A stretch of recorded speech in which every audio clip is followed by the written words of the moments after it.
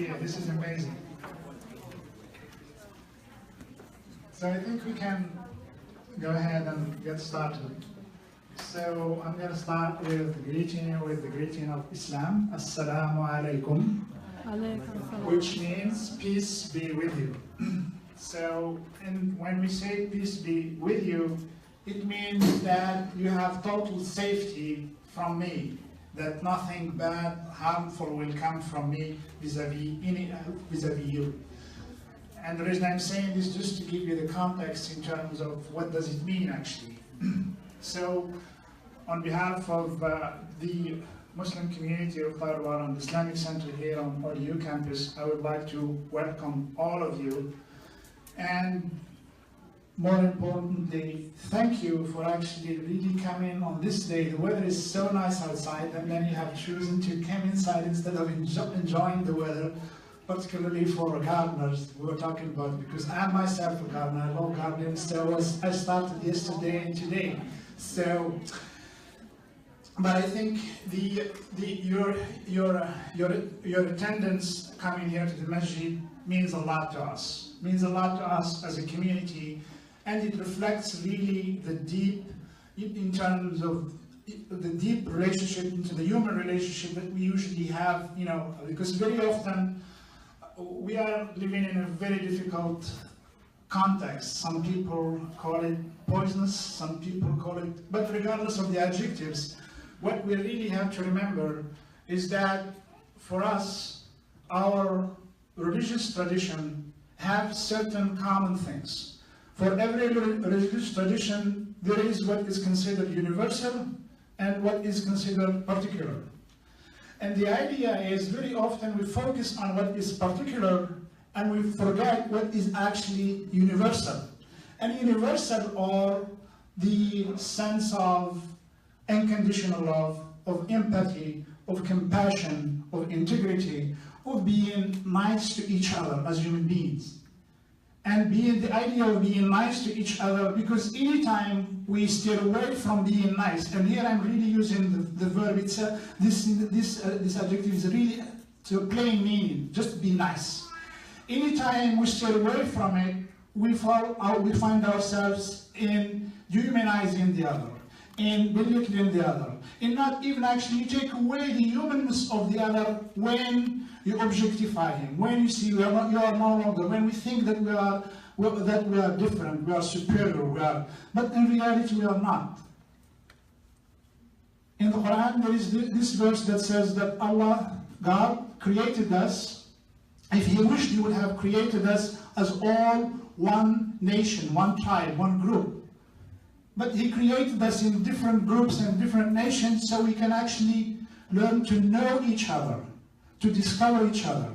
Because I think one of the most important, the main issue is when there is a lack of knowledge of the other, there is fear.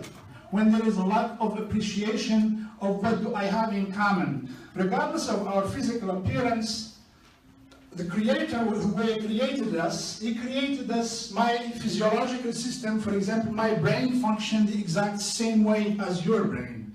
Whether you are black, white, yellow, when your brain or your heart, do you think that those people actually would think that are above and beyond others, their heart function differently? No. So the idea we have so much in common, and of course there are differences. There are differences, and that's fine. That's what actually makes us unique, the richness of human being in general. Do you think how the world would like, if we were all, we would look like?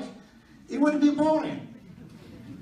It would be even in terms of nature itself. So, I don't want to make it a long speech. I just want to share with you these ideas and perhaps 2 or 3 more ideas in terms of just recognizing that our religious tradition, we have what is universal, that brings us together, and then we have particular things that are unique to each religious tradition.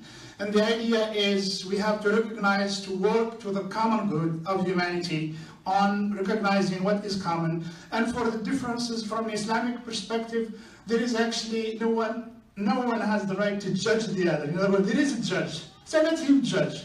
But as long as we are here, we have just to find that common ground where we care about each other, we appreciate each other, we recognize that we are a community, we bring something that, for instance, for example, maybe that every one of us has some kind of kindness and goodness in his heart that makes a difference. And I really think that's what, and how do we do that? We do that, of course, by these kind of events, by attending, by learning to know each other, by recognizing again what do we have in common, but more importantly having that kind of mutual respect in terms of who we are and the way we are, regardless of the differences.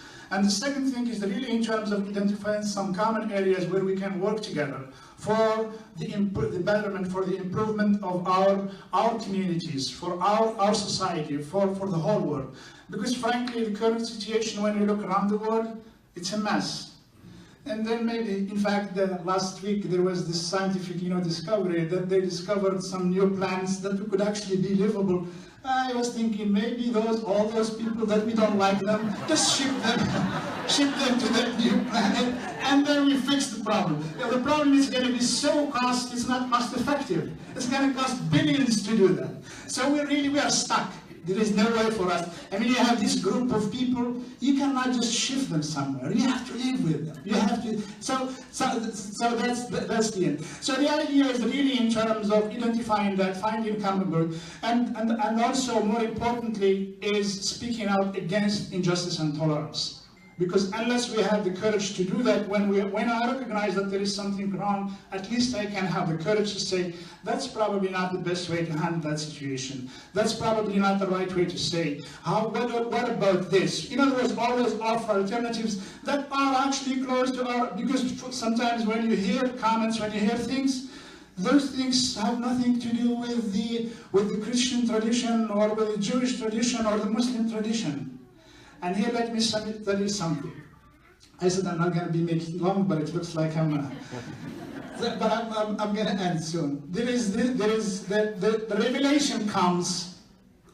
The Creator sends the revelation to His chosen people, to His chosen prophets, and then the revelation says certain things, and then Satan comes and tells him, "Let me organize this thing for you." And you do know what this organization is? It's the interpretation of religion.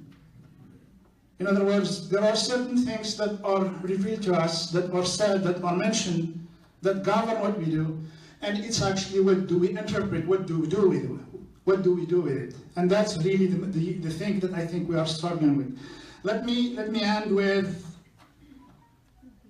very important point, again, for thanking you for showing your support.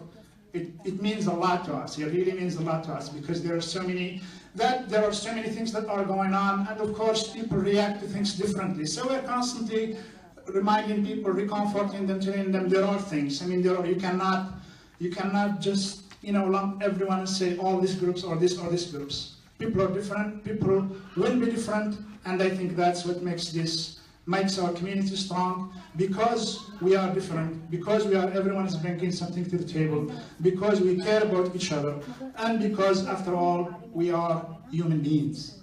And if we remember that we all have the same root, then maybe we could remember that we have to care about each other. And again, thank you very much for coming.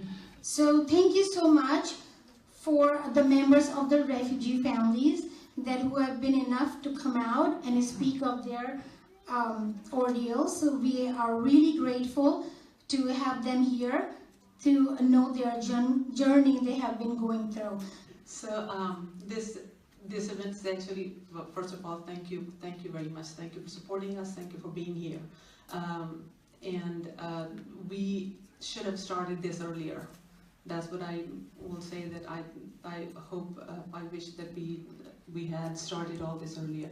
But today's job is, I actually brought 2 of the refugees with me to tell you the story. I want to put a face to the word refugee today. So because we have been hearing a lot about refugees, and this is happening and that's happening. So 2 of them are here. Assalamu alaikum. أيا محمد أنا محمد، اسمي محمد. أنا شخص من ملايين الأشخاص الذين خرجوا من سوريا. كنا نعيش في بلادنا بأمان وسلام حتى أتت الحرب. أتت الحرب فأهلكت كل شيء. My name is Mohammed. I am one of the millions of Syrians who left their country. They were living in peace and until the war came. And when the war came, it destroyed everything. كنا نعيش بسلام وأمان حتى أتت الحرب 2012 2011 2012. أنا وعائلتي أنا وعائلتي 10 أشخاص نعيش في بيت كنا نرى الموت في كل ساعة وفي كل لحظة. نرى الموت وكنا نتمناه في بعض الأحيان. He says his family is actually, there are 10 of them, and when they were in Syria, they were living in one room, and they were seeing death almost every time, to the extent that sometimes they would actually wish for it. أيها الأخوة، أتعلمون كيف يتمنى المرء الموت؟ يتمنى الموت عندما يرى طائرة تلقي ببراميل الموت ولا تعلم أين تنزل. تتمنى الموت عندما ترى جارك أو صديقك قد قطعت رجله أو مات أمامك أو تهدم البيت عليه. He said the way how can actually someone wishes for for death is that when you see planes dropping bombs and not knowing what they are going to hit. When you see that homes actually are destroyed, and then when you see that your neighbor dies next to you, and then when you see your neighbor, his feet is cut. لي 3 جيران. نزل صاروخ في بيت جارنا، ماتت المرأة وقطعت رجل ابنها. الجار الثاني ابنته أتى صاروخ فنعت جسمها كاملا، اللحم أصبح على الجدران. He said he has 3 neighbors. The first one, missile hit the house, and the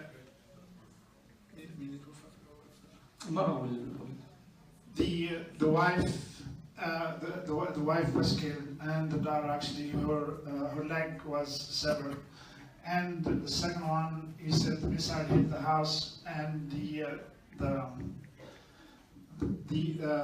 flesh of the young girl actually was sprinkled across the wall. لذلك ما كان لنا بدا إلا أن نخرج من هذا البلد. خرجنا إلى الأردن. خرجت إلى الأردن، مشينا مسيرة 10 أيام تقريبا، أو مسيرة يوم كامل، ولبثنا 10 أيام على الحدود، ودخلنا إلى الأردن وعشنا لمدة 2. He said after witnessing all this horror, we had no other choice but to leave. And when they left, they walked for 10 days from where they lived in Syria to the Jordanian, the Jordanian crossing.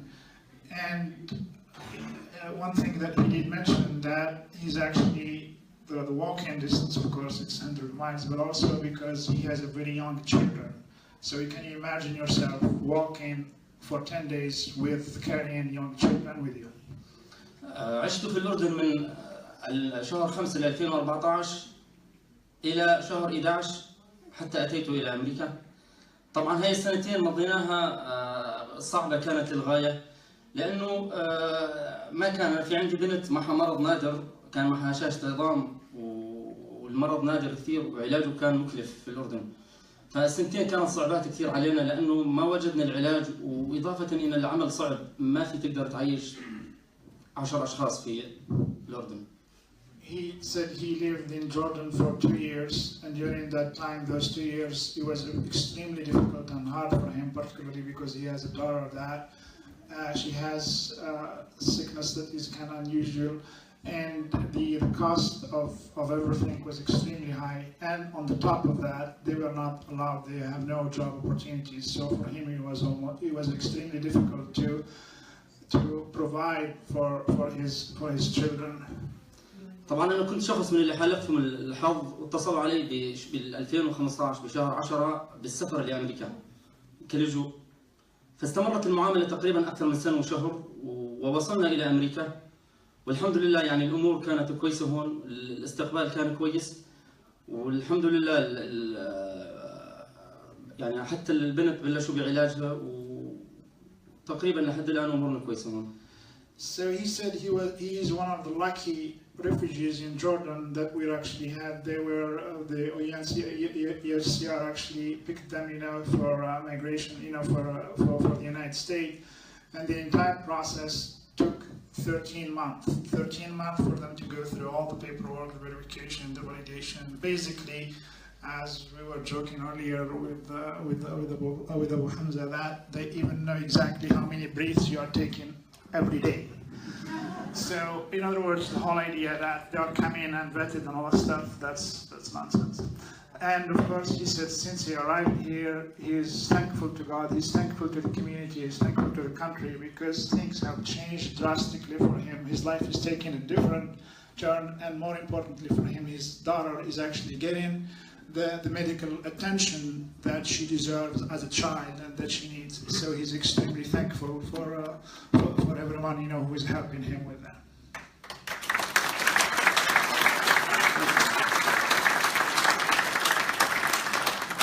الحمد لله يعني بلشتني بالعمل صار لي شهر، واحنا يعني اللي بنقصنا ما بنقصنا اي شيء الا انه نعيش بسلام ونعيش بامان.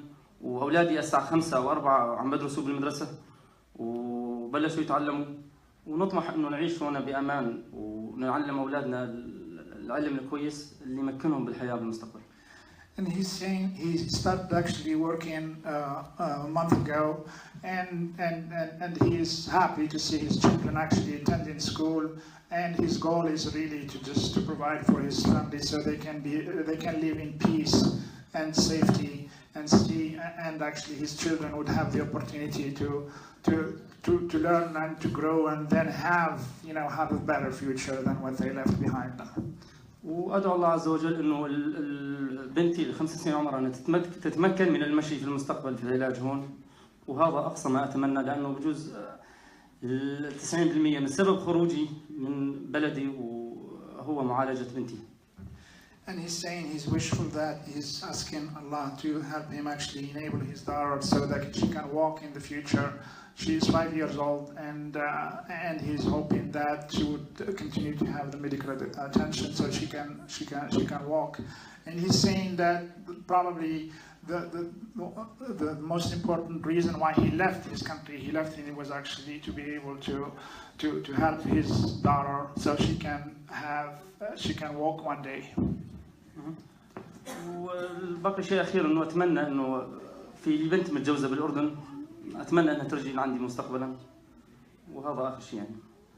And he's also wishing that he has another daughter that is in Jordan that so far she's unable to join him, so he's hoping that would actually happen in the future.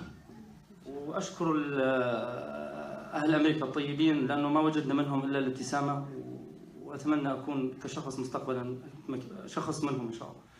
And he's saying thank you to all Americans that he said he has not found anything except smile and help and support, and he's saying that hopefully in the future he will be part of the fabric of the society and give back to the society. Thank you.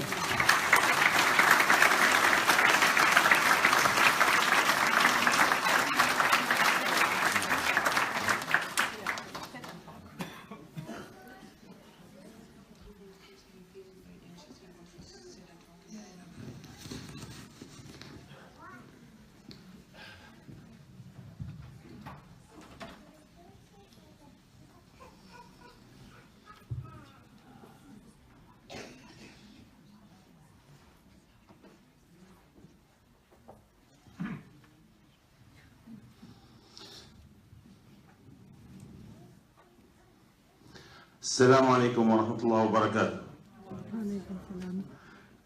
أخواني أخواتي، أشكركم لوجودكم هنا وتسمعون كلامنا وتواسون مع همومنا. يعني لا أزود على أخي الكريم من قبلي بشيء كثير يعني.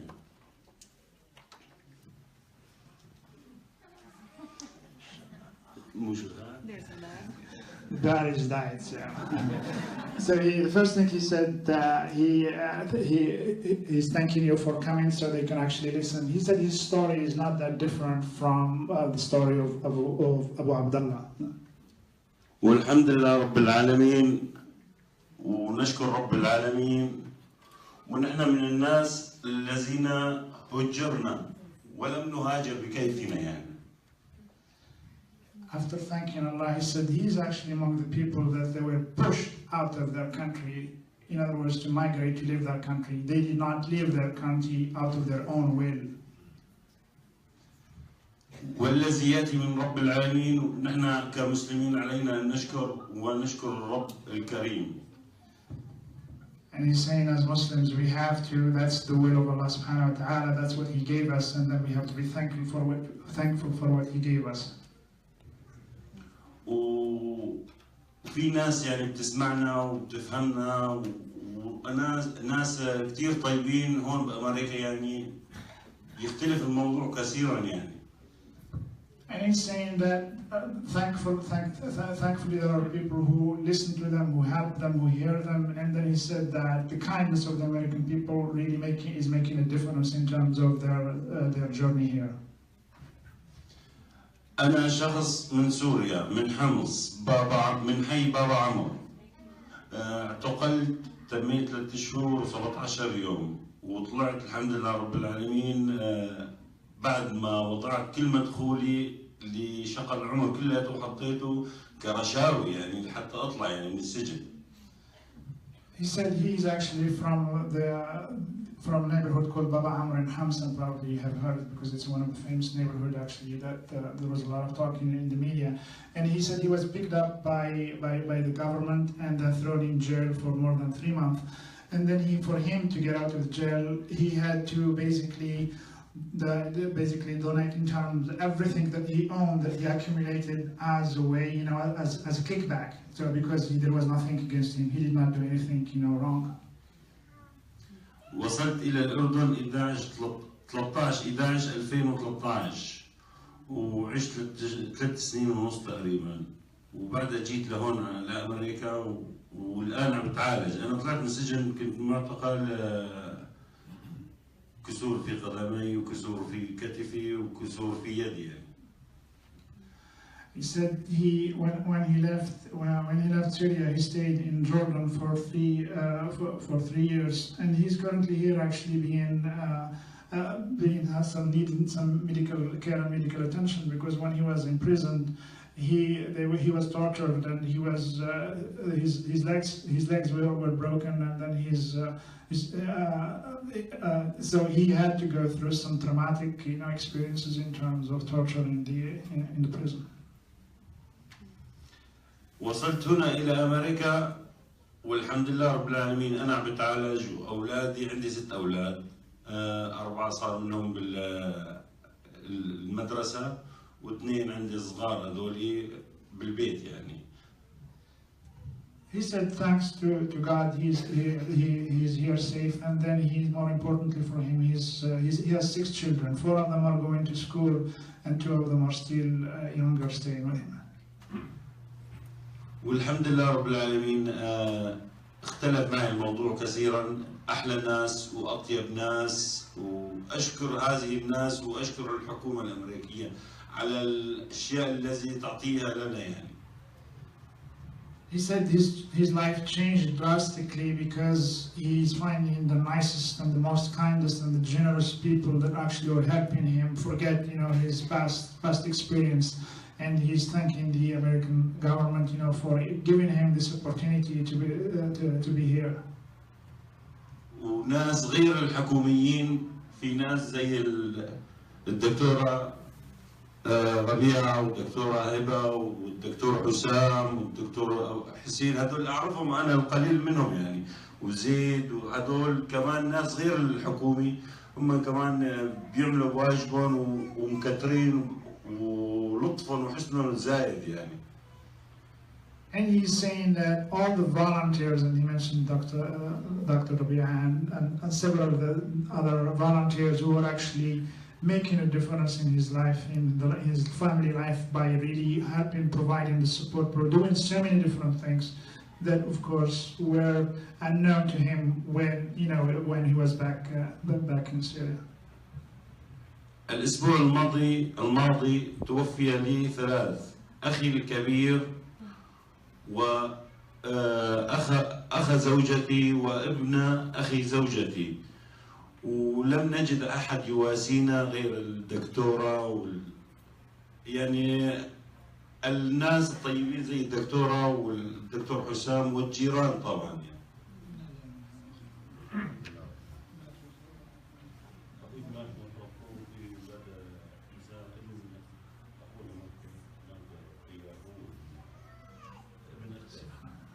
He said last week he lost 3 members of his family. His older brother died a normal death, and 2 other actually nephews, they were actually killed in a missile because of the war. And he said he did not find solace and in terms of the community and in terms of supporting him go through this difficult situation. وأشكر حضوركم وأصدقائكم إلنا، والحمد لله رب العالمين، وما بعرف شو بدي أحكي أكثر من هيك. شكرا جزيلا. And he's thanking you for coming and for listening to his story, and he's saying he has nothing to say and he doesn't know what to say besides just thanking you and for coming and for listening to his story.